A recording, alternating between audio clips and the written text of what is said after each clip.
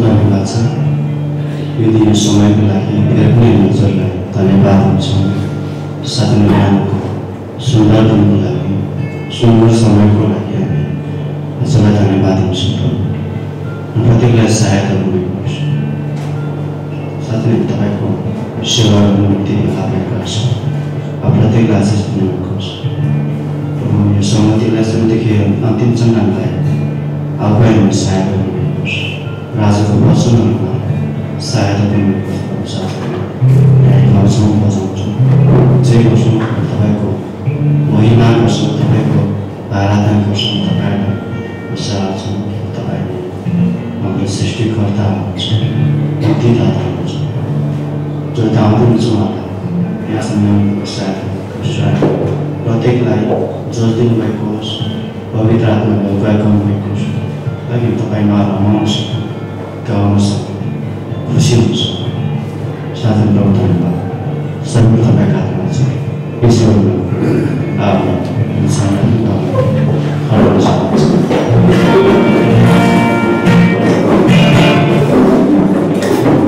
महिमा मारिएको तुम्हारा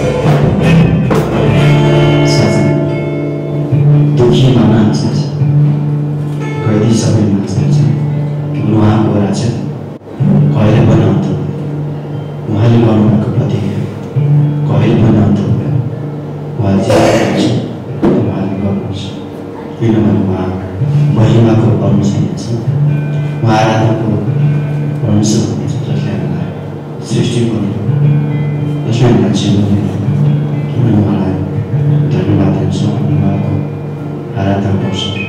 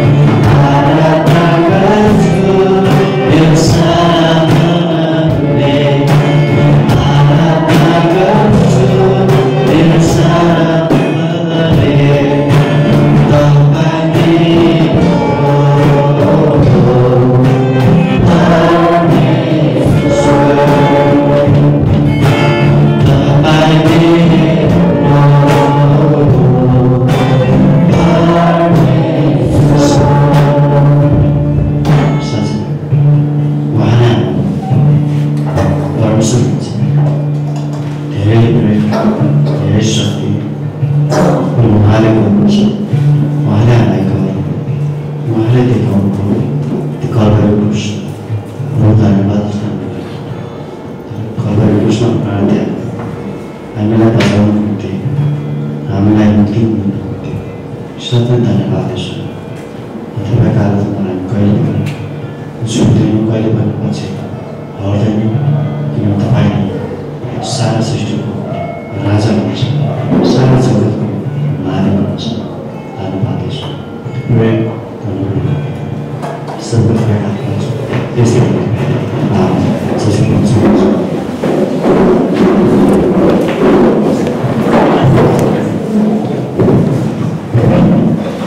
जय मसीह।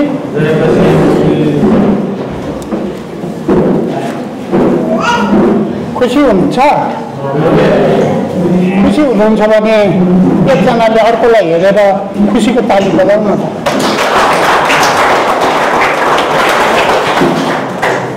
साथै आज हाम्रो मण्डलीमा पहिलोचोटि कोही आउनुभएको छ भने कृपया आफ्नो ठाउँमा उठिदिनुहोस्, हामी तपाईँलाई न्यानो स्वागत गर्नेछौँ।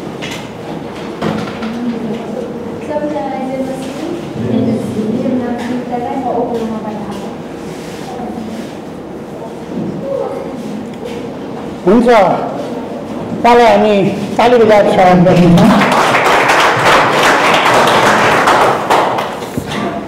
हामीसँग केही सूचना छन्, सूचना यथावत भए पनि एकचोटि फेरि सम्झनाको लागि कि हाम्रो सोमबारदेखि शुक्रबारसम्म बिहान 9:30 बजेदेखि 11:30 बजीसम्म बाइबल कक्षाहरू भइरहेको छ। अनि हामी त्यो नयाँ विद्यार्थी अझै धेरै आउनु भनेर हामी प्रार्थना गरौँ।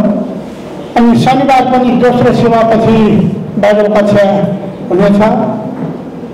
अनि शनिबार हाम्रो 2टा सेवा हुँदैछ, एउटा यसै समय 9 बजीदेखि 10 बजीसम्म र अर्को दोस्रो सेवा 11 बजीदेखि 12 बजीसम्म हुनेछ। अनि हाम्रा जुमका सङ्गतिहरू पनि हुन्छन्। बेलुका सोमबार बेलुका 7 बजीदेखि 8 बजीसम्म घरेलु सङ्गतिको रूपमा हामी जुममा उपस्थित हुनेछौँ। हामीले वचन पनि सुन्नेछौँ र हामी त्यो रमाइलो सङ्गति गर्नेछौँ। अनि त्यस्तै हामी बिहिबार पनि 5 बजीदेखि बिहिबार पनि 6:30 बजीदेखि 7:30 बजीसम्म हामी जुममा प्रार्थना सङ्गतिमा हामी भेला हुनेछौँ। त्यहाँ पनि हामी वचन सुन्नेछौँ, हामी हाम्रो प्रार्थनाहरू बाँड्नेछौँ। अनि बुधबार 6:10 देखि 7:10सम्म पास्टर शिवेजीसँग पनि हामी त्यो आशिषको सङ्गति गर्नेछौँ। साथै नै त्यो बहुत अद्भुत भइरहेको छ। हुन्छ, अरू केही सूचना छैन, हामी पछि पनि भनिदिनेछौँ। पास्टर राजन अमेरिकामा हुनुहुन्छ, अब छिट्टै नै हामी उहाँको उपस्थितिमा अनि यहाँ फेरि परमेश्वरको उपस्थितिमा फेरि हामी सङ्गति गर्नेछौँ। हामी आज भजन 124को 1देखि 8बाट अलिकति हेर्नेछौँ परिचयको वचनको रूपमा। भजन 124को 1देखि 8सम्म त्यहाँ यसरी सुरु हुन्छ।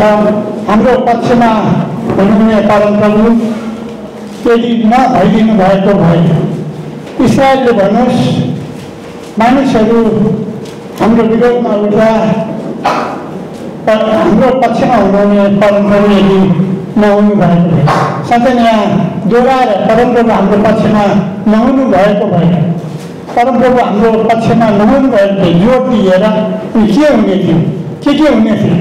अनि त्यो दुर्दशाको तस्बिरहरू हामीले 5 पदसम्म पाउँछौँ कि त्यहाँ हामी के हुन सक्थ्यो। तिनीहरूले हामीलाई जिउँदै मिल्न सक्ने थिए, अनि बाढ उडेर आउने थियो, अनि हेरले हाम्रो प्राणलाई छोप्ने थियो, अनि उहिलेको बाटो पनि हाम्रो प्राणलाई छोप्ने थियो। साथै नै हामी त्यो दुर्दशाको तस्बिर हामी यहाँ देख्न सक्छौँ। साथै नै हामी ख्रिस्ट बिना हामी यस्तै हुनेथ्यौँ, हामी नाश हुनेथ्यौँ, हामीसँग आशा थिएन, हामीसँग छुटकारा हुने थिएन र हामीसँग मुक्ति पनि हुने थिएन। साथै नै 4:12 के भन्छ भने यस ख्रिस्ट बाहेक अरू कसैको नाममा मुक्ति छैन। साथै नै हामी यस ख्रिस्ट बिना मरेको हुन्थ्यौँ, हामी अनन्त नर्कमा हुन्थ्यौँ। तर परमेश्वरलाई धन्यवाद भएको होस्। साँच्चै नै हामी ख्रिस्टबाट अलग छैनौँ, ख्रिस्ट हाम्रो पक्षमा हुनुहुन्छ। हामीले दिनदिन परमेश्वरलाई ग्रहण गऱ्यौँ, विश्वास गऱ्यौँ, त्यसरी परमेश्वरले हामीलाई परमेश्वरको सन्तान हुने अधिकार दिनुभयो। हामीहरू रगतद्वारा, शरीरको इच्छाद्वारा र मानिसको इच्छाद्वारा होइन, तर परमेश्वरबाट हामी जन्मेका हुन्छौँ। साँच्चै नै हामी ख्रिस्टबाट अलग भएर हामी केही पनि गर्न सक्दैनौँ। युवानमा 15:5 भन्छ होइन, ख्रिस्टबाट हामी अलग भएर केही पनि गर्न सक्दैनौँ। अनि गलाती 6:3 पनि भन्छ, के भन्छ भने यदि कसैले आफैलाई आफू केही नभए पनि आफैलाई केही हो भनी सम्झन्छ भने त्यसले आफैलाई धोका दिन्छ। हामी केही पनि होइनौँ, हामी सबै कुरा ख्रिस्टले गर्नुहुन्छ। हामी त एउटा साधन मात्रै हौँ।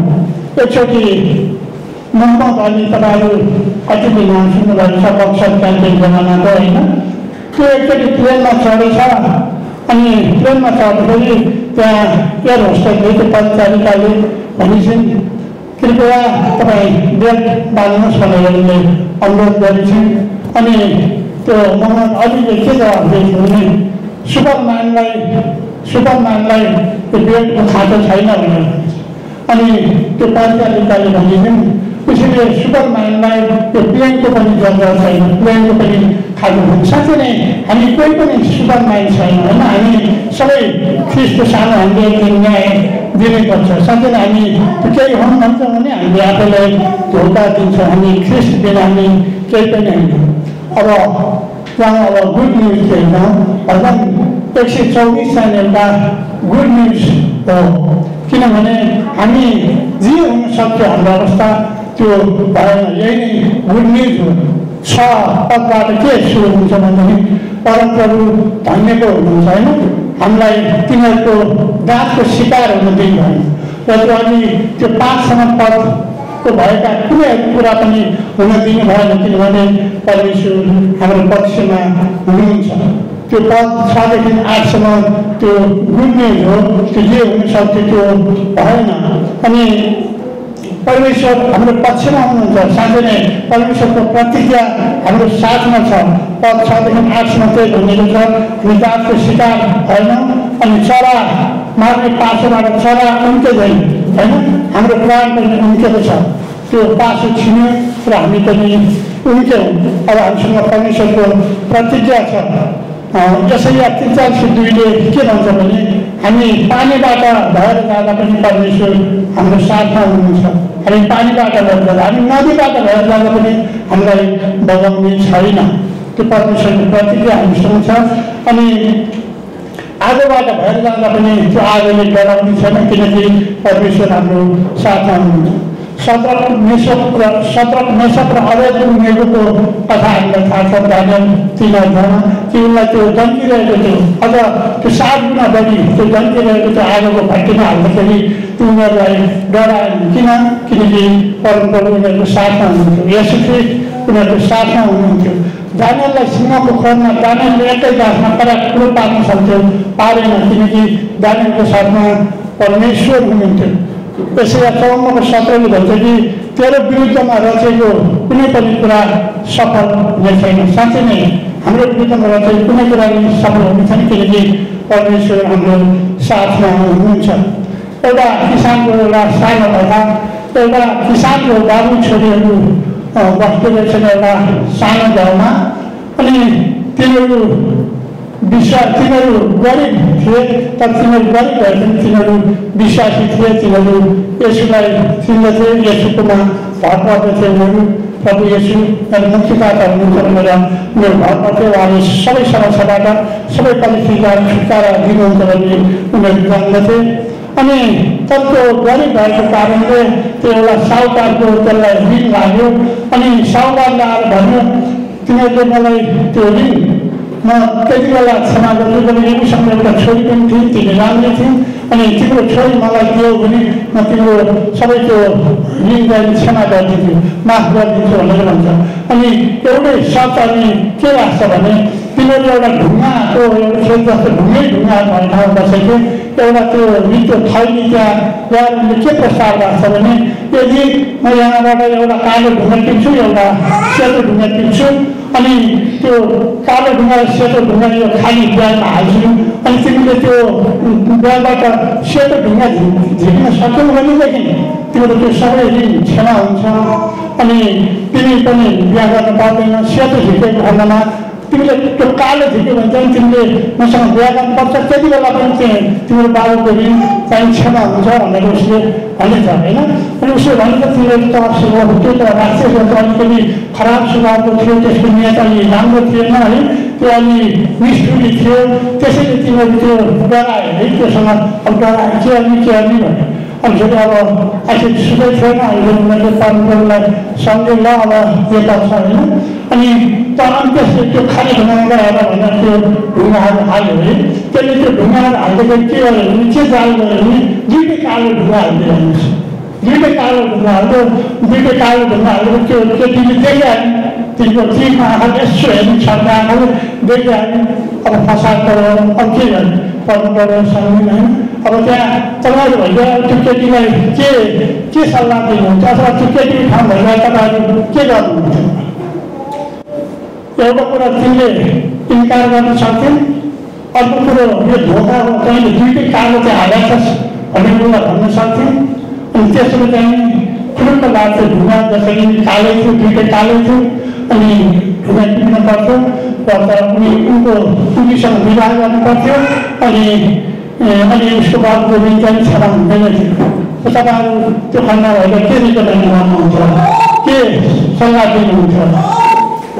अनि केटीले यहाँ के गर्ने, केटीले के गर्ने भन्दाखेरि त्यो झोलाभित्र यसरी हात हालिन् होइन, हात हालेर फुक्क यसरी फुक्क यसो गरेर त्यो ढुङ्गाको त्यो खेतहरू थियो होइन, फुक्क त्यो छिटो जस्तो गरेर त्यो फुच्कायो, त्यो अब खेतमा खस्यो अनि फेरि ओहो सजिलो त खसिहाल्यो तर पनि केही छैन होइन।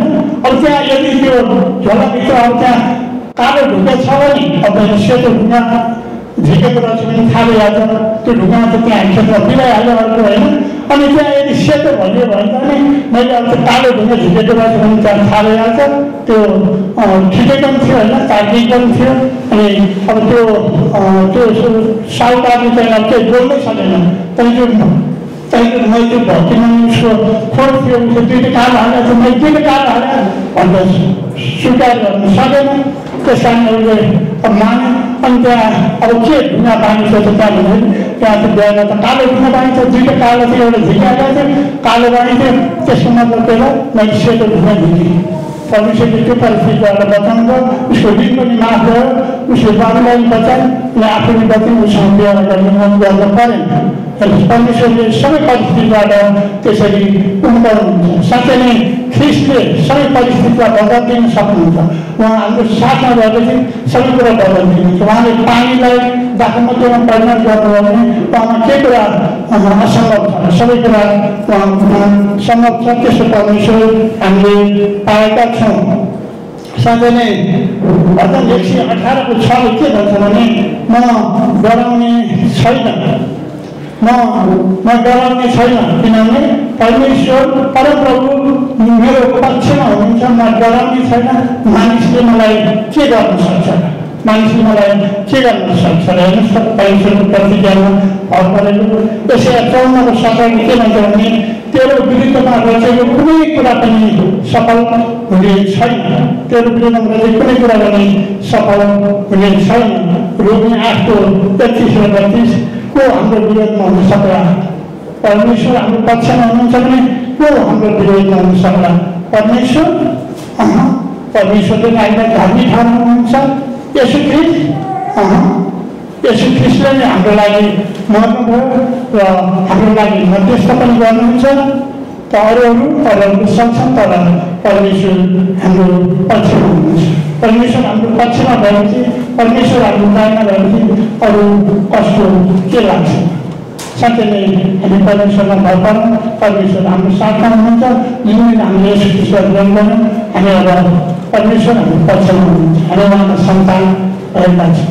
होइन हुन्छ। अब हामी पास्टर गणेशलाई यहाँ बोलाउनुहुन्छ। ताली बजाएर सबैले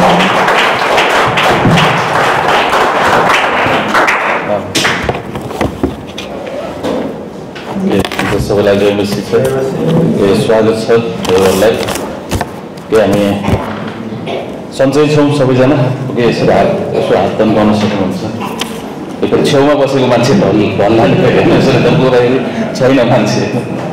ओके, हामी प्रस्थान 12 अध्यायमा जानेछौँ अनि यसलाई हामी पढ्नेछौँ। आज हामी थुमाको विषयमा हेर्नेछौँ। प्रस्थान 12 अध्याय निस्तारको स्थापना भन्ने विषयलाई हामी हेर्नेछौँ। कि प्रस्थान 12 अध्यायको लगभग हामी 1 देखि 6-7 पदसम्म हामी पढ्नेछौँ। तब मिश्र देशमा परमप्रभुले मूसा र हारूनलाई यसो भन्नुभयो। ओके, अब हामीलाई थाहा छ मिश्र देशमा यता ध्यान दिनुहोस् त, मिश्र देशमा लगभग 430 वर्षसम्म इजरायलीहरू मिश्रीहरूको दासत्वमा बसेको हामी देख्न सक्छौँ होइन। अहिलेको इजिप्ट त्यतिखेरको मिश्र देश भनेर त्यसलाई चिनिन्थ्यो। मिश्र देशमा 430 वर्ष अनि हामी देख्न सक्छौँ कि योसेफ त्यो ठाउँमा बेचिएको हामी देख्न सक्छौँ। उत्पत्तिको 37 अध्यायदेखि उता हामी हेर्छौँ भने त्यो ठाउँमा बेचिएको हामी देख्न सक्छौँ। अनि जताततै अनिकाल लागेको हामी देख्न सक्छौँ। अनि जस कारणले विभिन्न परिस्थितिले गर्दाखेरि याकुबले आफ्नो सम्पूर्ण घरानालाई मिश्रमा लगेर राखेको हामी देख्न सक्छौँ। अनि त्यसपछि मिश्रका राजाको नजरमा उनीहरूले निगाह अनुग्रह पाएको हामी देख्न सक्छौँ। त्यसपछि फेरि केही दुष्ट राजाहरू खडा हुन्छन् होइन। जब हामी प्रस्थानको पुस्तकलाई सुरुमा हेर्छौँ भने अनि योसेफलाई नचिन्ने राजाले चाहिँ इजरायलीहरूमाथि अत्यन्तै कडा मेहनत गर्न, अत्यन्तै कडा परिश्रम गर्न, काम गर्न लगाएको हामी पाउन सक्छौँ। एक हिसाबले पेलेको अथवा एक हिसाबले मिचेको, थिचोमिचो गरेको हामी पाउन सक्छौँ। अनि त्यसपछि त्यति लामो समयसम्म थिचोमिचो परेपछि इजरायलीहरूले परमेश्वरलाई पुकार्न थाल्छन्। वास्तवमा परमेश्वरले अब्राहमलाई नै त्यो प्रतिज्ञा दिइसक्नु भएको थियो कि 430 वर्ष तिमीहरू मिश्रको दासत्वमा बस्नेछौ र त्यसपछि परमेश्वरले तिमीहरूलाई त्यस ठाउँबाट निकालेर ल्याउनु हुनेछ। अनि त्यसपछि यो प्रस्थान 12 भन्दा अगाडि हामी हेर्छौँ भने त्यहाँ चाहिँ 10वटा विपत्तिहरू छन्, जसको मतलब परमेश्वरले त्यहाँ चाहिँ न्याय गर्नुहुन्छ। विशेष गरेर मिश्रीहरूको देवताहरूको परमेश्वरले न्याय गर्नुहुन्छ। मिश्रीहरूले जुन देवताहरू मानिरहेका थिए, जसलाई ईश्वर भनेर मानिरहेका थिए, ती चाहिँ ईश्वर होइनन्। ती चाहिँ भनौँ न एक हिसाबले दुष्ट आत्माहरू मात्रै हुन्। ती चाहिँ नक्कली परमेश्वर मात्रै हुन्। अनि त्यो माथि याहवे परमेश्वरको अथवा इजरायलको परमेश्वरको अधिकार छ। अनि उहाँले नै सबै कुराको नियन्त्रण गर्नुहुन्छ र उहाँ मात्रै एकमात्र जीवित अनि साँचो परमेश्वर हुनुहुन्छ भन्ने कुरालाई प्रस्तुत गर्नको निम्ति 10वटा विपत्तिहरूले मिश्रका 10वटा देवताहरूमाथि परमेश्वरले न्याय गर्नुभएको हामी पाउन सक्छौँ। त्यसपछि अनि अझै थिचोमिचो परमेश्वरले मूसालाई चुन्नुहुन्छ। मूसाले गएर भन्छन् परमेश्वरको जातिलाई जान देऊ अनि फारोले भन्छन् होइन म जान दिन्न। त्यसपछि धेरै घटनाहरू हामी त्यहाँ देख्न सक्छौँ। अनि अन्तिममा यो निस्तारको चाड अथवा निस्तारको स्थापना भन्ने प्रस्थान 12 अध्यायमा हामी आउँछौँ भने यहाँ चाहिँ एउटा यस्तो घटना हुन्छ। तत्पश्चात फारोले पनि अनि अब त्यतिखेरको मिश्र भनेको अहिलेको अमेरिका जस्तो होइन शक्तिशाली राष्ट्रमा आउँदथ्यो। अनि त्यसपछि परमेश्वरले यो दिनमा चाहिँ इजरायलीहरूलाई पूर्ण रूपमा मिश्रको दासत्वबाट निकालेर प्रतिज्ञाको भूमितिर उहाँले डोर्याउनुहुन्छ। त्यसपछि 12को 1 पद, तब मिश्र देशमा परमप्रभुले मूसा र हारूनलाई यसो भन्नुभयो, यो महिना चाहिँ तिमीहरूका निम्ति महिनाको सुरु ठहरिनेछ। यो अन्तिम दिन अथवा अन्तिम रात उनीहरू जो मिश्रमा छन् अनि अब उनीहरू राति नै अब आउँदो केही समयमा नै मिश्रलाई छोडेर उनीहरू भाग्नुपर्नेछ। त्योभन्दा अगाडि परमेश्वरले यहाँ छेउ मार्गनिर्देशन दिनुहुन्छ। यो महिना चाहिँ तिमीहरूका निम्ति महिनाको सुरु ठहरिनेछ। यो चाहिँ तिमीहरूका निम्ति वर्षको पहिलो महिना हो। 3 पद, तिमीहरूले इजरायलीहरूको सम्पूर्ण समुदायलाई यसो भन, यस महिनाको 10औं दिनमा तिमीहरूले आफ्ना निम्ति एउटा पाठो लिनु, एउटा थुमा लिनु। अब यो थुमाको विषयमा आज हामी हेर्दैछौँ। अर्थात् हरेकले आफ्ना बाबुको घरना अनुसार हरेक परिवारका निम्ति एउटा पाठो ल्याऊ।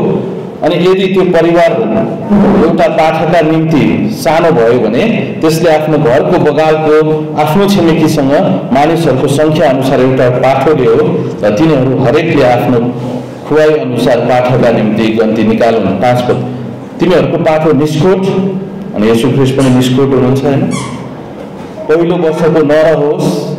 तिमीहरूले त्यो भेडाहरूबाट वा बाख्राहरूबाट ल्याऊ। 6 पद, अनि तिमीहरूले त्यसलाई त्यही महिनाको 14औं दिनसम्म राखी छोड्नु अनि बेलुकी पख इजरायलको समुदायको सम्पूर्ण सभाले त्यसलाई मार्नु अनि येशू ख्रीष्ट क्रुसमा मर्नुभन्दा पनि अगाडि इजरायलका अगुवाहरूको सभाले यसलाई क्रुसमा टाङ्नुपर्छ भनेर घोषणा गरेको हामी पाउन सक्छौँ। 7 पद अनि तिनीहरूले त्यस रगतबाट लिउँ र जुन घरहरूमा तिमीहरू त्यो बाटो खान्छन् तिनका ढोकाका 2टा खावाहरूमा र माथिल्लो तेस्रो काठमा त्यो ल्याऊ भनेपछि 2टा खावा यता एकचोटि होइन यता एकचोटि अनि त्यसपछि माथि भनौँ मतलब यसले क्रुसलाई जनाएको हामी पाउन सक्छौँ होइन। क्रुसमा चाहिँ येशू ख्रीष्ट टाँगिनु भएको हामी पाउन सक्छौँ। अनि त्यसपछि जब हामी नयाँ करारमा हेर्छौँ भने 1 कोरिन्थी 5:7 यसलाई पनि पढिहालौँ। है 1 कोरिन्थी 5:7 यो सुन्दर छ यो पद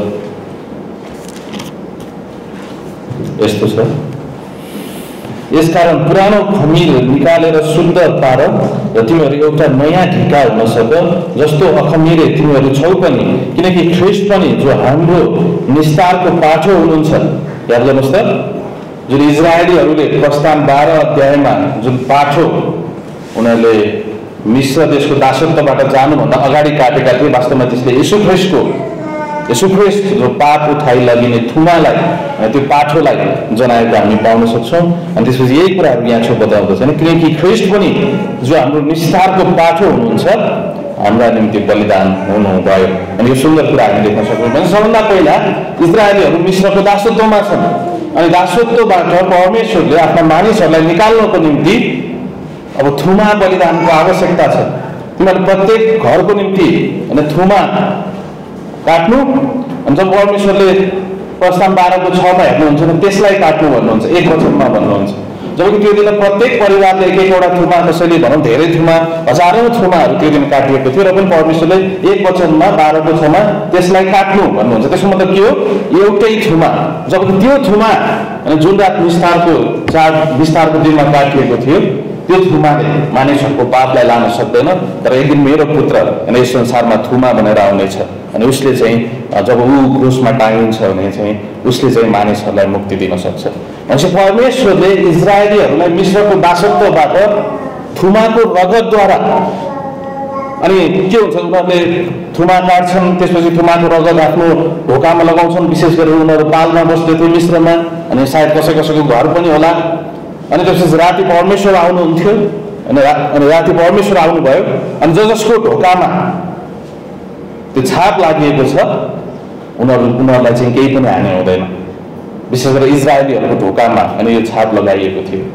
अनि त्यसपछि जब मिश्रीहरूको ढोकामा त्यो छाप लगाइएको थियो त्यसको मतलब के? उनीहरूको घरमा पहिलो जन्मेको सबै मरेको हामी पाउन सक्छौँ। यतिसम्म कि फारोको घरमा पनि पहिलो जन्मेको जेठो, चाहे त्यो पशु होस् चाहे त्यो मानिस होस्, त्यो मरेको हामी पाउन सक्छौँ। अनि उनीहरू यति विचलिन पर्छन् कि अनि मसाला जाओ तिमीहरू जाओ यहाँ नबस होइन जाओ, यदि तिमीहरू यहाँ बसिरह्यो भने हामीमाथि अझ अनिकाल आइरहेको छ, अझ विपत्ति आइलाग्छ। यसरी थुमाको रगतद्वारा परमेश्वरले इजरायलीहरूलाई मिश्रको दासत्वबाट छुटकारा दिनुभएको अनि उहाँले बचाउनु भएको, निकाल्नु भएको, मुक्ति दिनुभएको, मुक्त पार्नु भएको हामी पाउन सक्छौँ। मात्र उनीहरूले के गर्नु पर्दथ्यो? जुन परमेश्वरको स्वर्गदूत होइन जब राति आएका थिए अनि त्यो घर जुन घरमा त्यो थुमाको रगत लगाइएको थियो उनीहरूको घरमा मृत्यु आएन, मात्र उनीहरूले त्यो रगतलाई लगाउनु पर्दथ्यो। त्यसरी नै आज हाम्रो निम्ति येशू ख्रीष्ट थुमा बनेर क्रुसमा टाँगिसक्नुभयो। अब हामी त्यसलाई लगाउँछौँ भन्नु मतलब अब हामी येशू ख्रीष्टमा विश्वास गर्छौँ र अब हामीमाथि मृत्यु आउँदैन। अब हामी मृत्युबाट जीवनमा सारिएका छौँ, अब हामी जीवित भएका छौँ। हेर्नुहोस् त, जसरी पुरै इजरायल र मिश्रको दासत्वमा थियो त्यसरी नै आज मानिसहरू पनि पापको दासत्वमा छ पूर्ण रूपमा। अझ इजरायलीहरूको कठोर दासत्वमा उनीहरू थियो, त्योभन्दा पनि कठोर दासत्वमा आज मानिसहरू पापको दासत्वमा छन्। अनि पापको दासत्वमा यसरी छन् कि अब त्यो पापले मानिसहरूलाई नरक लान्छ। परमेश्वर पवित्र हुनुहुन्छ, परमेश्वर पवित्र हुनुहुन्छ। अनि यो सुन्दर कुरा हामी यहाँ छेउ देख्न सक्छौँ। अहिले संसारमा मानिसहरू व्यवस्था नीति नियमको दासत्वमा छन्, आज मानिसहरू शैतानको दासत्वमा छन्, आज मानिसहरू संसारको दासत्वमा छन्, आज मानिसहरू सांसारिक सोचको सांसारिक प्रणालीको दासत्वमा छन्, आज मानिसहरू संसारको धर्महरूको दासत्वमा छन्, आज मानिसहरू संसारको नियमको दासत्वमा छन्। मानिसहरू कुनै न कुनै रूपले यो पापको यो दुष्टताको दासत्वमा रहेको हामी पाउन सक्छौँ। अनि त्यो दुष्टताको दासत्वबाट मात्र परमेश्वरको थुमाले अनि निको पार्न सक्नुहुन्छ। मात्र परमेश्वरको थुमाले, थुमाको रगतले त्यहाँ छेउ बचाउन सक्दछ। यदि मानिसमा यदि त्यो भनौँ न, यदि परमेश्वरको थुमा नआउने हो भने र त्यो पापको ज्यालाको रूपमा उहाँ नमर्ने हो भने, उहाँले रगत नबगाउने हो भने पापको कारणले मृत्यु आउँदछ, पापको कारणले न्याय आउँदछ, पापको कारणले दण्ड आउँदछ, पापको कारणले नरक आउँदछ र पापको कारणले क्रोध आउँदछ। तर हामी निस्तारको थुमा येशू ख्रीष्ट जो हाम्रो निम्ति बलिदान हुनुभएको कुरालाई हामी देख्न सक्छौँ। यो चाहिँ अत्यन्तै सुन्दर छ। अनि जब कसैले येशू ख्रीष्टको रगतलाई लगाउँछ भने अथवा आफ्नो ढोकामा उसले थुमाको रगतलाई टाँस्छ भने अथवा मात्र उसले येशू ख्रीष्टलाई विश्वास गर्छ भने उसको घरानामा मृत्यु आउँदैन।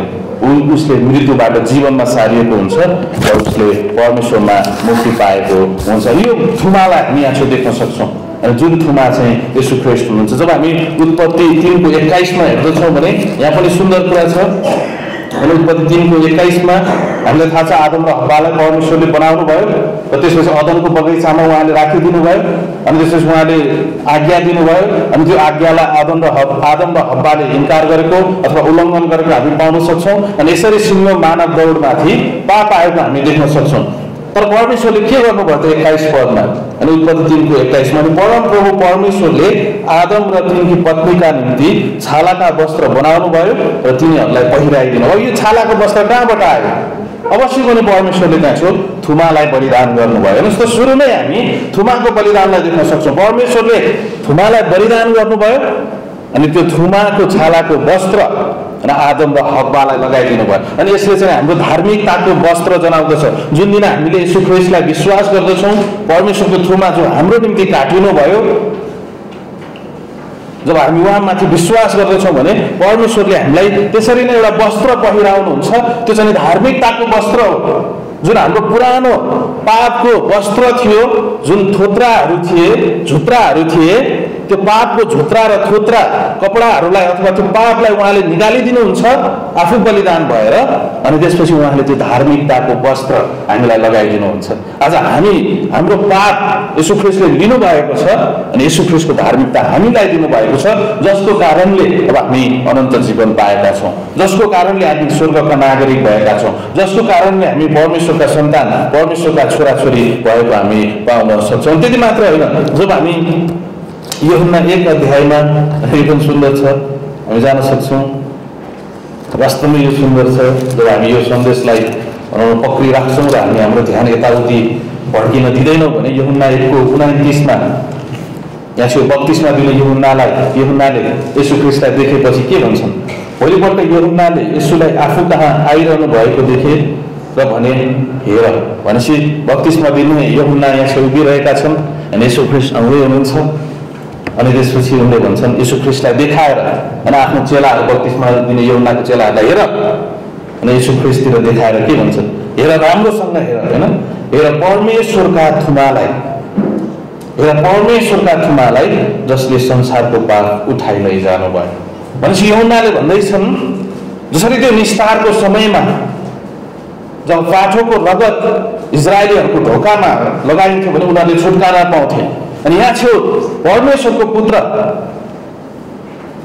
थुमा बनेर संसारमा आउनु भएको छ र उहाँले नै हाम्रो पाप उठाएर लानुहुनेछ, संसारको पाप उठाएर उहाँले लानुहुनेछ। त्यति मात्र होइन, 35 पदमा 36 पदमा उनले भन्छन् अनि फेरि भन्छन् उनले अनि येशूलाई हिँड्दै गर्नुभएको देखेर उनले भने हेर परमेश्वरको थुमा, हेर परमेश्वरको थुमा।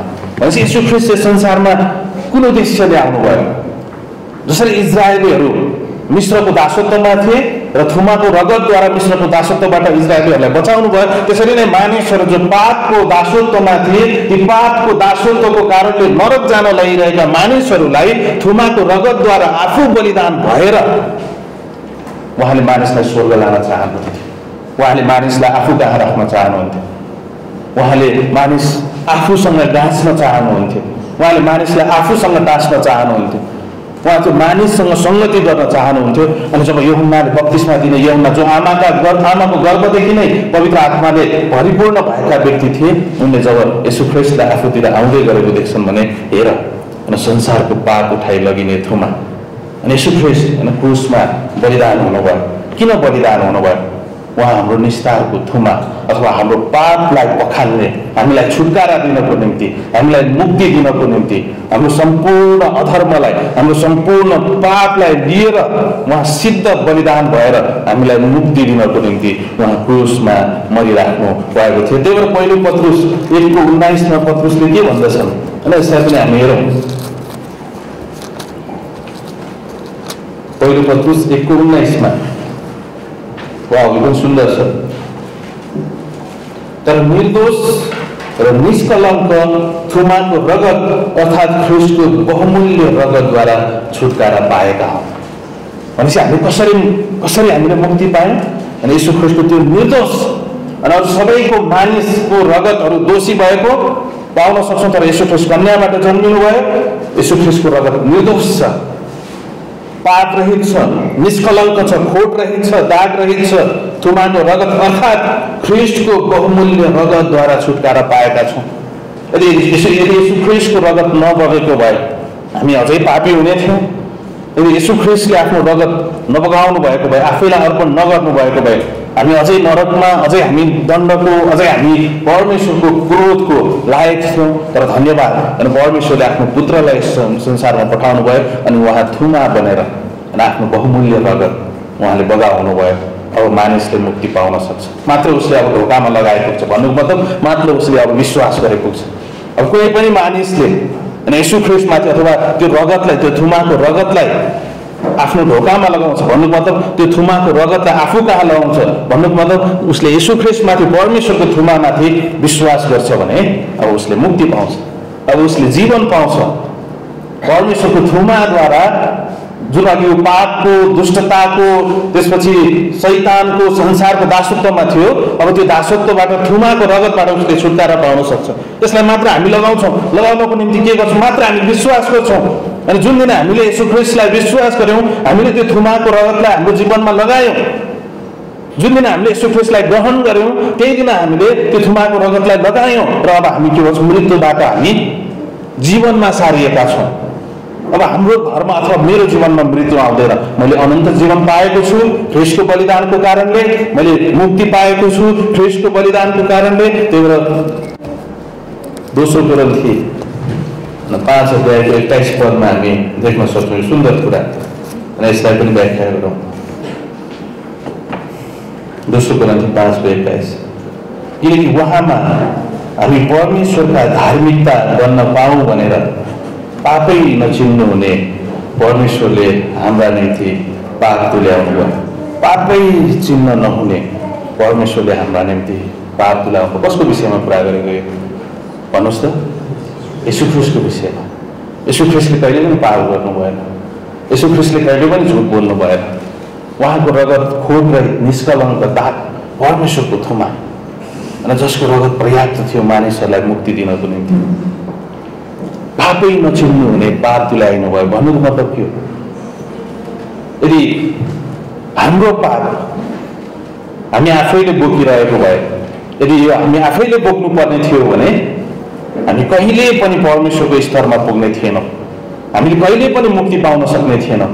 हामी आमाको कोखदेखि नै आदम र हव्वाले परमेश्वरको उल्लङ्घन गरे आज्ञा, र त्यो दिनदेखि हामी सबैजना पापी छौँ। र हामी त्यही आदम र हव्वाकै सन्तान भएको कारणले हामी सबैजना पापी छौँ।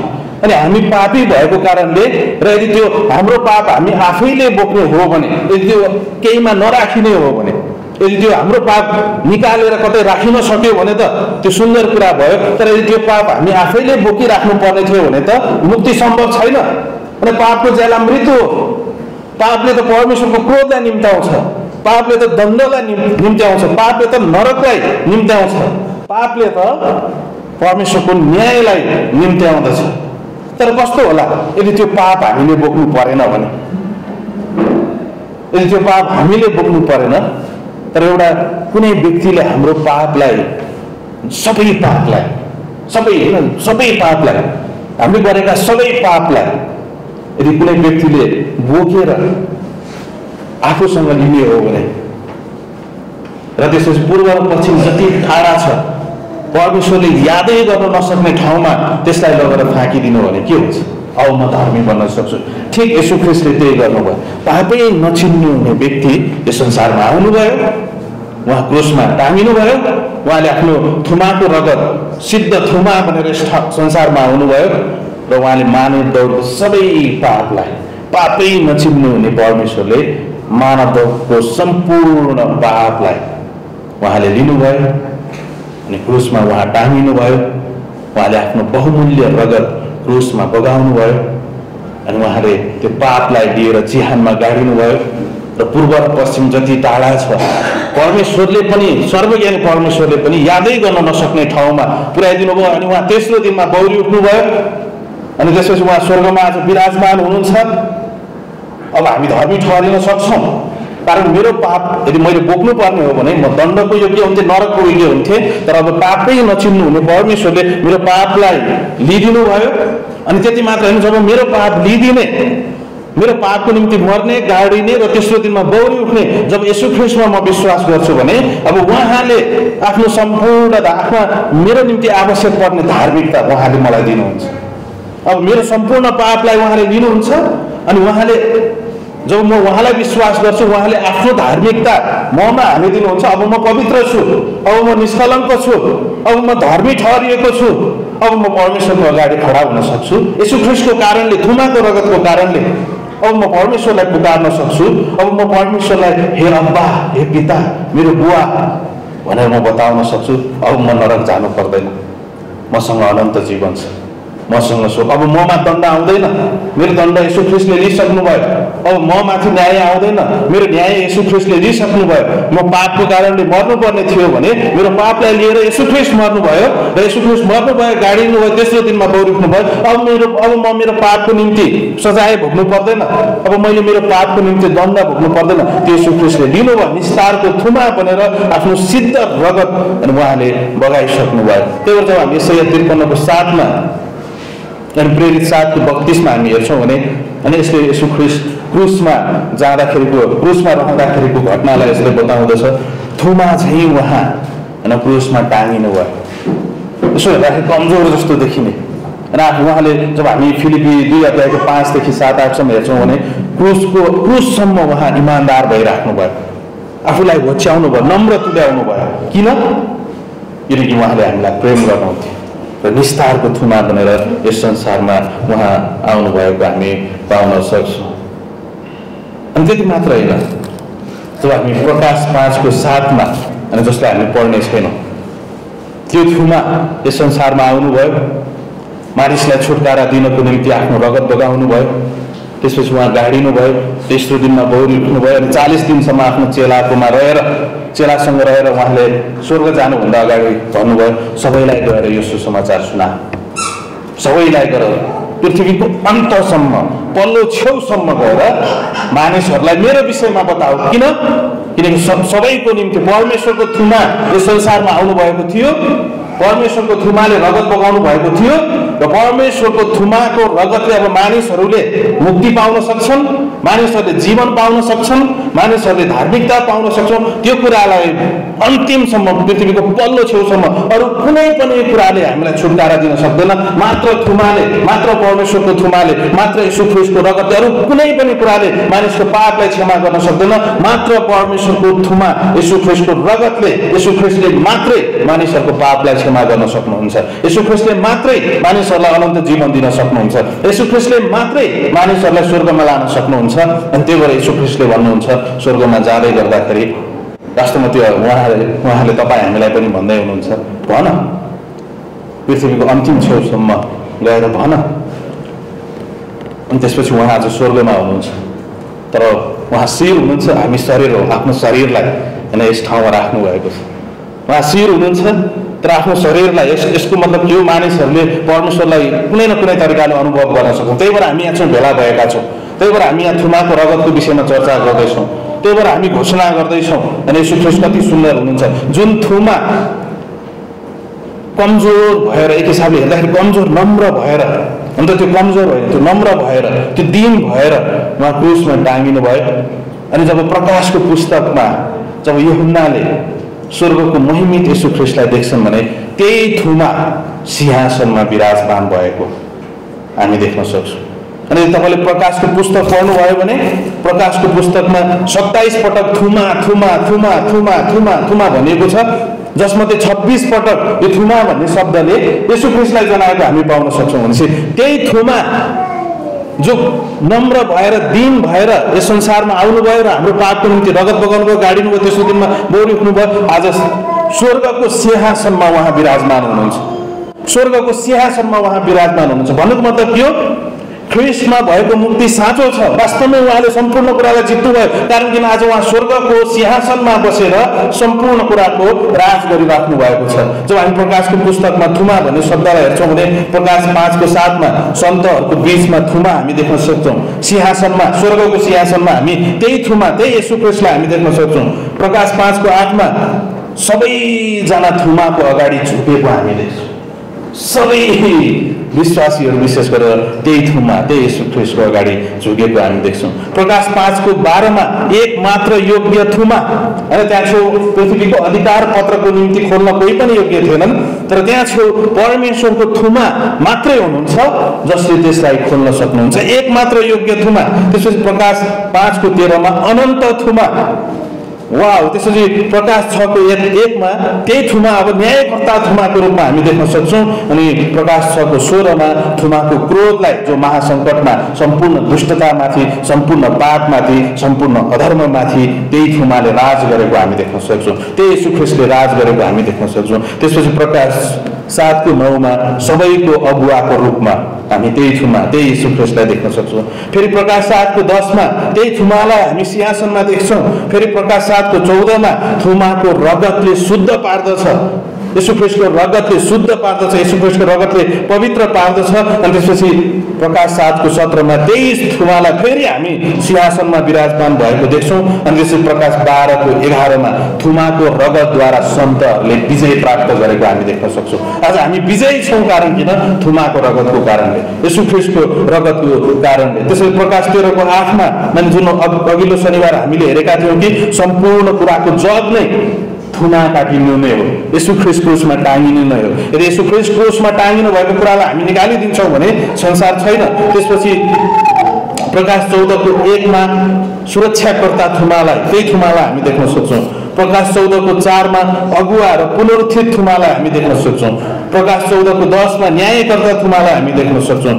अनि प्रकाश 15को 3मा आराधनाको योग्य त्यही थुमा मात्रै भएको, त्यही येशू ख्रीष्ट मात्रै भएको हामी देख्न सक्छौँ। त्यसरी प्रकाश 19को 7मा त्यही थुमा येशू ख्रीष्ट हाम्रो दुलहा भएको कुरालाई हामी देख्न सक्छौँ। अनि प्रकाश 19को 9मा त्यही थुमासँगै हामी विवाह भोजमा संसारमा राज गरिरहेका हुन्छौँ र उहाँसँग हामी नजिकै बसिरहेका हुन्छौँ। प्रकाश 21को 9मा त्यही थुमा ज्योति थुमा हुनुहुन्छ।